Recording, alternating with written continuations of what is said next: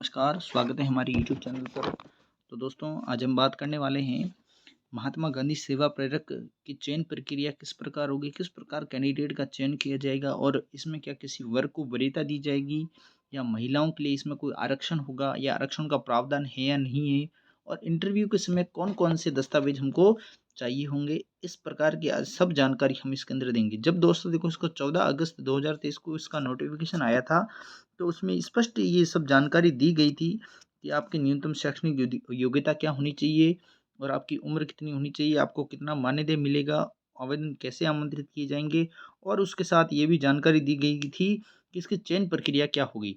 तो दोस्तों देखो, महात्मा गांधी सेवा प्रेरक हेतु प्राप्त पूर्ण भरे ऑनलाइन आवेदन पत्रों में से वांछित योग्यता अर्हता धारित अभ्यर्थियों की योग्यता एवं अन्य समस्त मूल दस्तावेजों का सत्यापन, जांच एवं साक्षात्कार उपखंड स्तर पर या साक्षात्कार समिति जो बनाई जाती है उपखंड अधिकारी द्वारा तथा जिला स्तर समिति को अपनी अनुशंसा प्रेषित की जाएगी। इसके आधार पर जिला स्तरीय समिति द्वारा प्रत्येक राजस्व गांव वार्ड वार, शहरी वार्ड वार अंतिम अनुमोदित सूची से विभाग द्वारा चयनित अभ्यर्थियों को उनके क्षेत्र में महात्मा गांधी सेवा प्रेरक लगाए जाएंगे। यानी पहले उपखंड अधिकारी को कलेक्टर से परमिशन लेनी पड़ेगी, उसके बाद में जो चयनित अभ्यर्थियों को उनके क्षेत्र में महात्मा गांधी शिक्षक सेवा प्रेरक लगाया जाएगा।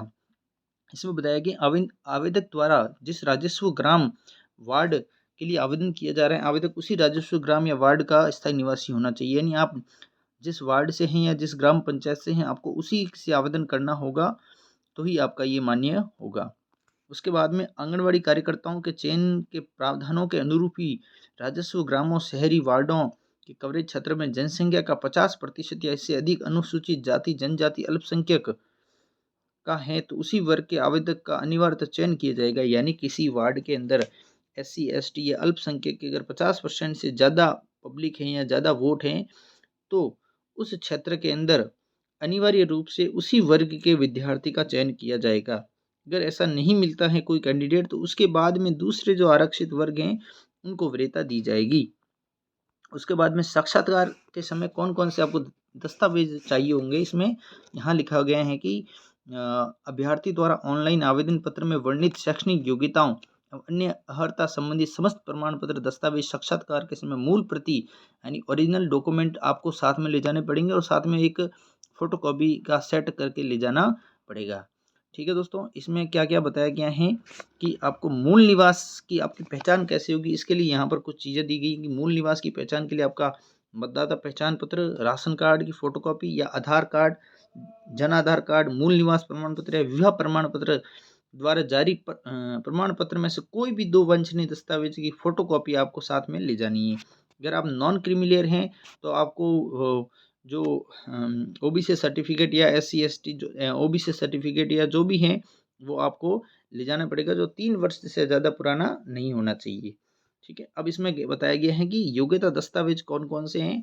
अधिकतम शैक्षणिक योग्यता संबंधित अंक तालिका, यानी अगर आपने कुछ BA MA BSc जो भी आपके हायर एजुकेशन है उसका आपको सर्टिफिकेट या मार्कशीट है वो ले जानी पड़ेगी। उसके बाद सेकेंडरी की अंक तालिका, आप इसके साथ सीनियर सेकेंडरी 10वीं 12वीं दोनों की मार्कशीट ले जा सकते हैं। जन्म तिथि का प्रमाण पत्र, जन्म तिथि का प्रमाण पत्र अगर आपके पास है, अगर नहीं है तो आप 10वीं की मार्कशीट इसके साथ में अटैच कर सकते हैं, वो आपका जन्म प्रमाण पत्र का प्रारूप माना जाएगा।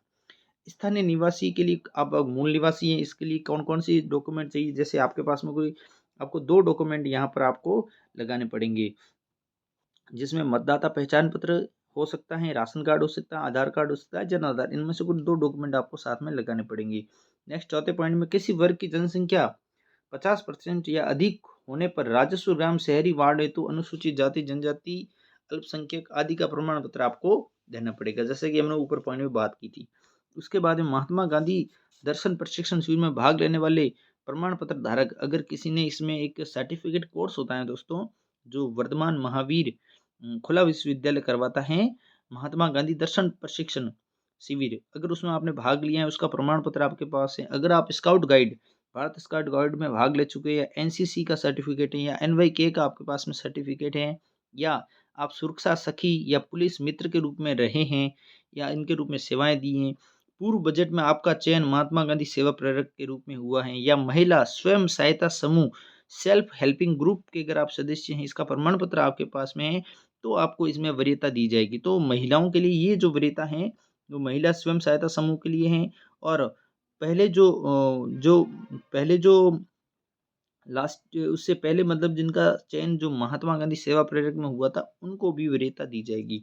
और देखिए यहाँ लिखा है कि साक्षात्कार के समय उक्त अनुसार वांछित दस्तावेज की मूल प्रति एवं स्वयं की प्रमाणित छाया प्रति मूल प्रति व स्वयं के प्रमाणित छाया प्रति आवश्यक रूप से लाएं, यानी आपको सेल्फ अटेस्टेड फोटोकॉपी और ये सब लाने हैं। ओके दोस्तों, थैंक यू वेरी मच। इससे संबंधित आपके कोई भी डाउट हो तो आप हमें बता सकते हैं। हमारा एक और वीडियो है कि कौन से ज़िलों में कौन-कौन सी उपखंड में इंटरव्यू चल रहे हैं, तो आप उसको भी देख सकते हैं और आप ये जानकारी कर सकते हैं कि आपके ज़िले या आपके उपखंड में कब इंटरव्यू होगा।